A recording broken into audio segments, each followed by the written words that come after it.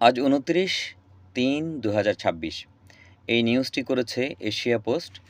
তাদের শিরোনাম লেখা হয়েছে, ইসরায়েলি কারাগারে আরও এক ফিলিস্তিনি বন্দীর মৃত্যু। আপনাদেরকে নিউজটি পড়ে শোনাচ্ছি।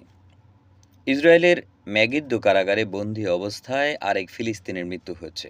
তার নাম মাওয়ান ফাতি হারজাল্লাহ। বিষয়টি নিশ্চিত করেছে ফিলিস্তিনি বন্দী বিষয়ক কর্তৃপক্ষ ও প্যালেস্টাইন প্রিজনার্স সোসাইটি।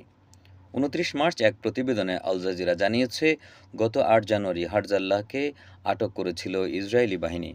ফিলিস্তিনি বার্তা সংস্থা ওয়াফা জানিয়েছে, ১৯৯৫ সালে ইসরায়েলি বাহিনীর গুলিতে গুরুতর আহত হয়েছিলেন তিনি।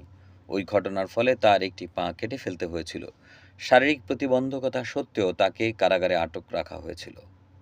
২০২৩ সালের অক্টোবর থেকে গাজায় ইসরায়েলি বাহিনীর সামরিক অভিযান ও গণহত্যা শুরুর পর এখন পর্যন্ত ইসরায়েলের কারাগার ও ডিটেনশন সেন্টারে ১০০ জনেরও বেশি ফিলিস্তিনি বন্দীর মৃত্যু হয়েছে।